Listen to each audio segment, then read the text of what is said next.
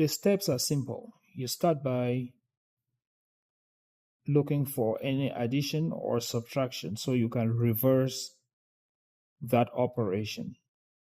You do reverse an addition with subtraction and reverse a subtraction with addition. Secondly, you look for multiplication or division so you can reverse the operation. And you reverse multiplication with division and reverse division with multiplication. That said, let's take an example. When we reverse those operations, then the variable that we are solving for will be isolated, which is what we want to do. Solving for x means isolate x. Now, an equation has a left-hand side and a right-hand side. On the left-hand side, we realize that we have the terms 3x and -1. And on the right-hand side, we only have that constant 6. So, to solve for x in this equation that says 3x minus 1 equals 6, the first step says look for addition or subtraction. I see subtraction right here. So I will undo the subtraction by using the reverse operation of subtracting, which is addition. So the concept here is that when we add inverses, we get 0. The additive inverse of -1 is +1. So we will add a +1 on that -1. And the rule for equations says that whatever you do on the left-hand side, do the same thing on the right-hand side to keep the equations balanced. So on this side, we'll add 1. Okay, this is why we added a 1. -1 plus 1 will become 0. Because -1 plus 1 is the same as 1 minus 1. It becomes 0. So we bring this 3x term down here, and we don't have any number sitting here anymore. We now have the equal sign, and then we have on the right-hand side 7. 6 plus 1 is 7.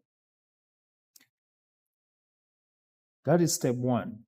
So now, we're looking for division or multiplication. Do we see division? Do we see multiplication? This is where our equation is now. Solve for x means you want to isolate x. That means the term x should be on this left-hand side only as x and not 3x. So 3x actually means 3 times x, which means 3 multiplied by x. So there is a multiplication sign between the 3 and the x. So we have seen multiplication in there. This is the time to remove the multiplication with the reverse operation of multiplying, which is dividing. So I will divide this by 3. I must divide by 3, which is 3 is the coefficient of x. That means coefficient is the number that multiplies the variable. So I must divide by 3 because I'm trying to get 1x. But the rule for equation says whatever you do on the left-hand side, do the same thing on the right-hand side. So I will divide this 7 by 3 as well. Okay, then over here, 3 divided by 3 is 1. So now I have 1x, which is what I wanted the whole time. Solving for the equation means I want to get 1x. Okay, so now I have 1x equals 7/3. I picked this example to show that it is okay to have a fraction for an answer. Not all answers are whole numbers. 1x is just the same as x. So when we see x and there is no number in front of it, it means the number that is in front of it, the coefficient, is 1. So this is the same as x equals 7 fraction bar 3.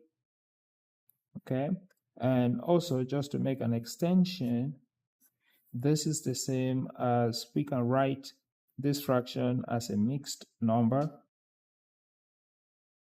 by writing 7s in 3s. So 7 is the same as 3 plus 3 plus 1. So if we have groups of 3 in 7, then it's 3 plus 3 plus 1.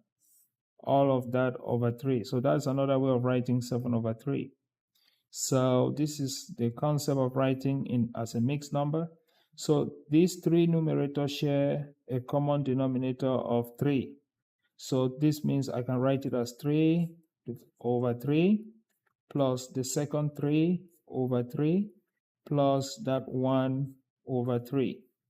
Okay, so that means that 3 divided by 3 is 1 plus another 3 divided by 3 is 1 plus, now this is not, cannot be simplified further. I leave it as 1 over 3.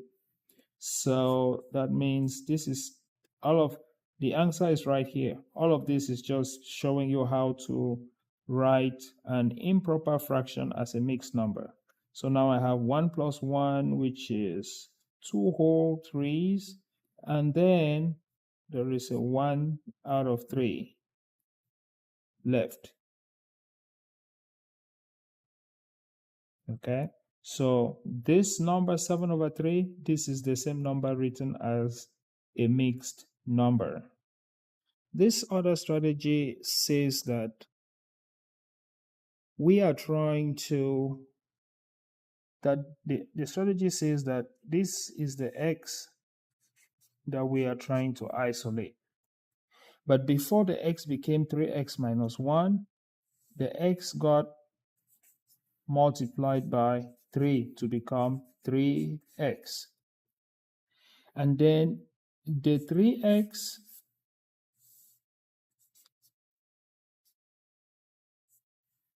one was subtracted from the 3x before it became 3x minus 1.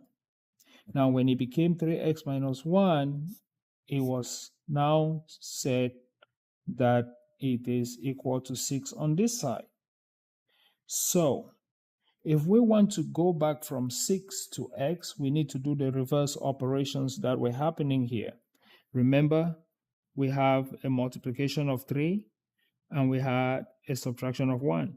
So now let's go from 6 upwards and do the reverse operations that we see.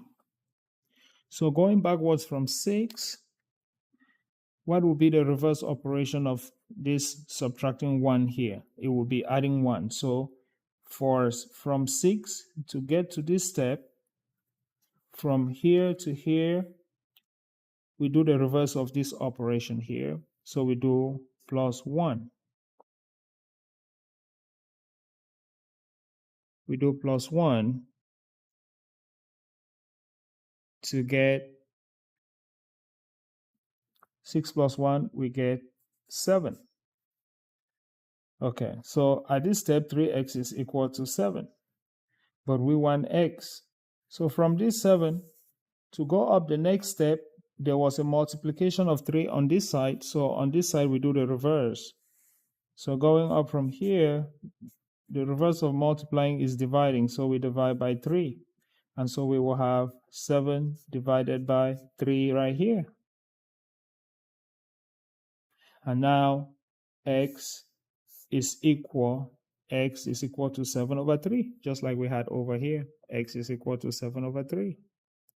So these are two different strategies of solving two-step equations. Whichever looks easier for you, you can always use it. Also, I understand that this work is needed only when the answer is a fraction, right? Because you will not be able to guess what number should sit in here, so that when you multiply by 3 and subtract 1, you get 6. So let's see a second example. A second example says 2 times a certain number plus 3 equals 7.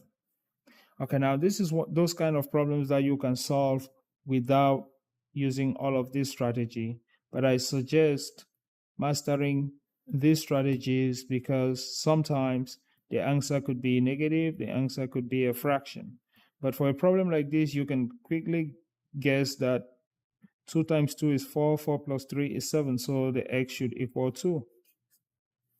Okay, this is the strategy you use when you have answer choices.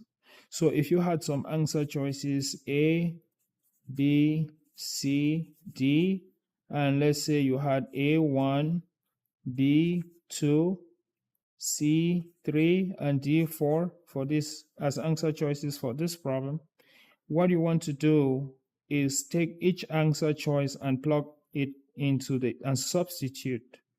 What you want to do is take each answer choice and substitute to see if it will make the equation true.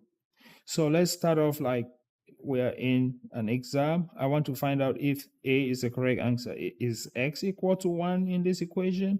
Then I will do 2 times 1 plus 3. 2 times 1 plus 3 equals 5. 5 is not equal to 7. So A is not the correct answer. Is B the correct answer? Let's find out. I will do 2. In the place of x, I'll put that 2, which is the answer for B, and then I add 3 and simplify that left-hand side. So 2 times 2 is 4. 4 plus 3 equals 7, which makes this equation true because if I put in 2 here, then this side becomes 7, which is equal to 7, and that is true. So that is how I know that B is the correct answer.